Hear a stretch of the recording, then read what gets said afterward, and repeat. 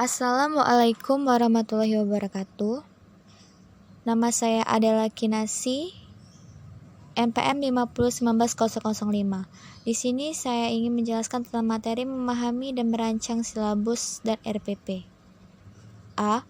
Pengertian silabus. Silabus dikembangkan berdasarkan standar kompetensi lulusan dan standar kompetensi isi untuk satuan pendidikan dasar dan menengah sesuai dengan pola pembelajaran pada setiap tahun ajaran tertentu. Silabus juga digunakan sebagai acuan dalam pengembangan RPP. Pengembangan silabus dapat dilakukan oleh para guru secara sendiri atau berkelompok dalam sebuah sekolah atau beberapa sekolah melalui kelompok musyawarah, guru mata pelajaran atau pusat kegiatan guru atau PKG dan dinas pendidikan biasanya di SD atau MI. Semua guru kelas 1 sampai kelas 4 menyusun silabus secara bersama-sama. Selanjutnya, komponen silabus antara lain: A. Identitas silabus, B. Standar kompetensi, C. Kompetensi dasar, D. Materi pokok atau pembelajaran, E. Kegiatan pembelajaran, F. Indikator, G. Penilaian, H. Alokasi waktu, dan I. Sumber belajar. Langkah-langkah menyusun silabus yaitu dengan mengisi identitas silabus. Identitas terdiri dari nama sekolah atau madrasah, kelas, mata pelajaran, dan semester, dan menuliskan standar kompetensi.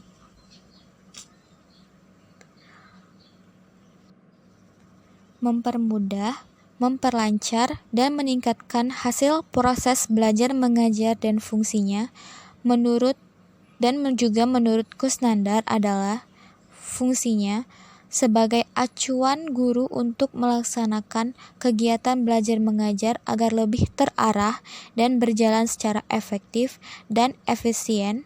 Dengan kata lain, RPP sebagai skenario proses pembelajaran. Komponen-komponen yang terdapat dalam RPP yaitu 1. Identitas mata pelajaran, 2. Standar kompetensi, 3. Kompetensi dasar, 4. Indikator pencapaian kompetensi, 5. Tujuan pembelajaran, 6. Materi ajar, 7. Alokasi waktu, 8.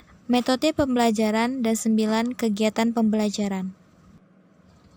Berdasarkan Permendikbud Nomor 103 Tahun 2014 tentang pembelajaran pada pendidikan dasar dan pendidikan menengah, ditentukan komponen dan sistematika RPP sebagai berikut. Identitas meliputi mata pelajaran, kelas atau semester, dan alokasi waktu yang ditetapkan, kompetensi inti, kompetensi dasar, indikator pencapaian kompetensi, materi pembelajaran, kegiatan pembelajaran, penilaian pembelajaran dan remedial, sumber belajar, dan terakhir media atau alat dan bahan. Dan juga di sini ada manfaat silabus dan fungsinya. Fungsi silabus yaitu silabus dapat dijadikan pedoman dalam penyusunan buku siswa. Buku siswa ini memuat tentang materi pelajaran aktivitas peserta didik dan evaluasi pembelajaran. Kedua, silabus menjadi acuan dalam penyusunan rencana pembelajaran untuk semua kajian mata pelajaran ataupun pengelolaan kegiatan pembelajaran dan pengembangan nilai hasil pembelajaran. Dan ketiga, hasil pengembangan silabus dalam bentuk perangkat pembelajaran. Manfaat silabus. 1. Sebagai pedoman atau acuan bagi pengembangan pembelajaran lebih lanjut. 2. Memberikan gambaran mengenai pokok-pokok program yang akan dicapai dalam suatu mata pelajaran. 3.